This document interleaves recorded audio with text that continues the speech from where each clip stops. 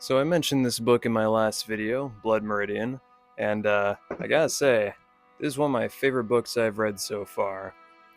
It's one of the more brutal and disturbing books that I've read, but it's very poignant in what it tries to get across. One of its primary themes is that man is driven by war, and in the story it shows how war drives people, drives the economy, and it's something that man just can't get away from. It's internal to their nature.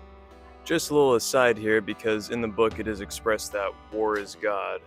And I would say that war is God only as much as mere existence is the greatest value. Once you go beyond mere survival, quality of life, fulfillment, these things require virtue. Thus, in a way, virtue becomes God. But also it's a bit more nuanced than just we need violence in order to live, because particularly near the end of the book, this isn't so much of a spoiler. There's a spoiler-free review, don't worry. Because at the end of the book, some of the language that Cormac McCarthy uses kind of broadens the scope of violence and makes it more like a daily toil or a struggle. And so while he makes a good case for humanity being driven by war, I don't think humanity is driven by brutality. I think it's driven more by struggle. And struggle is the main thing that keeps humanity in line. I mean, you go to write a novel and you kind of go to war with your mind in a way, or you're working a field and you're going to war with the field, and so the book is very nuanced.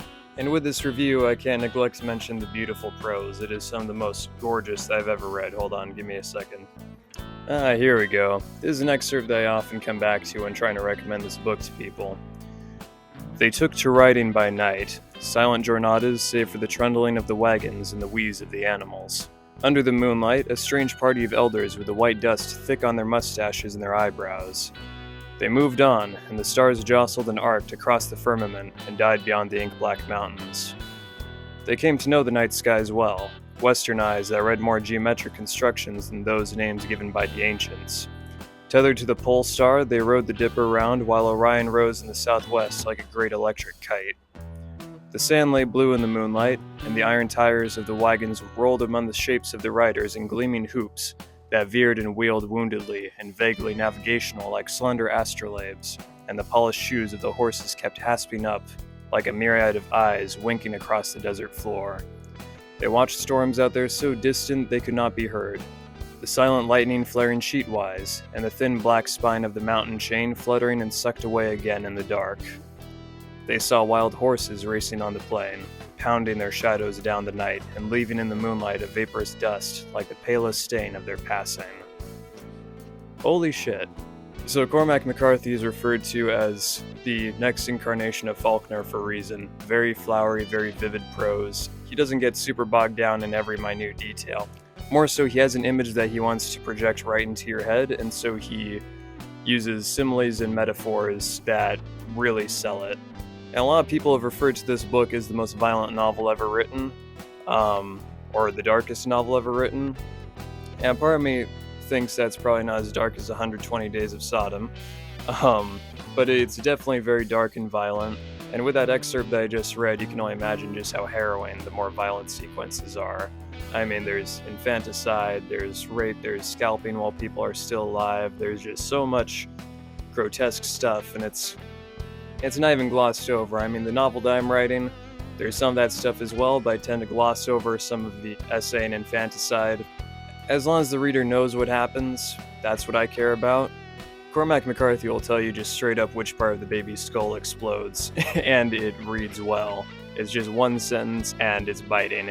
It takes a lot for violence to disturb me these days. This book definitely made me wince a few times, which brings me to Empire of the Summer Moon, which is a historical book that I'm reading, and I was recommended this by another YouTuber, not directly, it was just in his video. He recommended it alongside Blood Meridian, and I'm glad he did, because it covers a lot of the historical facts surrounding Blood Meridian.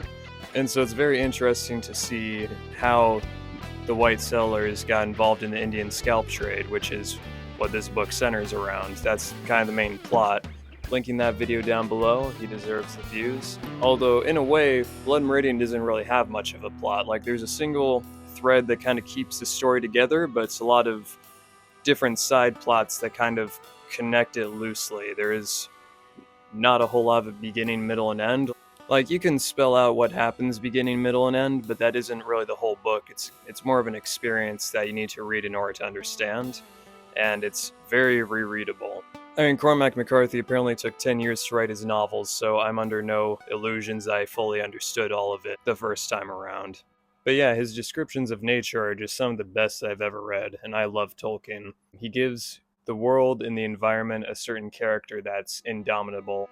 Like, no matter what humanity gets caught up in its war-fueled rampage, nature is still there, and it's eternal, and undisturbed by it. It's kind of its own mythical deity.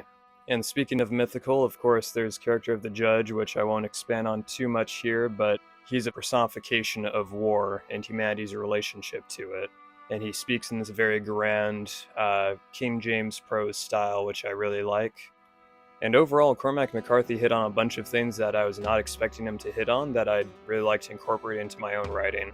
Yeah, it's a rough read, but if you have the stomach for it, I cannot recommend Blood Meridian enough. Give it a read, and tell me what you think of in the comments, or if you've already read it, tell me what you think the Judge represents, or if you think McCarthy was right on some things, wrong on some others, or if the whole thing just belongs in the trash altogether, who knows. But personally, this has quickly become one of my favorite books, and well, it's getting another few reads out of me, so if you're on the fence about it, I would say just pick it up and start reading.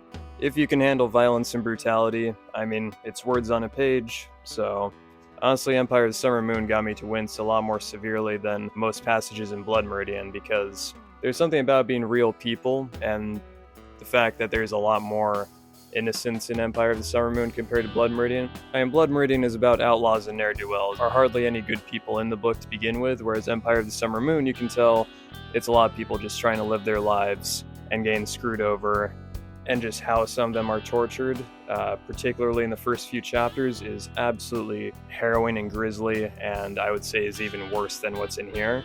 But this book overall is much more violent across the board. At least Empire of the Summer Moon chills out at some point. So yeah, this is unscripted, off the cuff. Tell me what you think. Be sure to smash that dislike button, leave your cruelest comment down below, and farewell.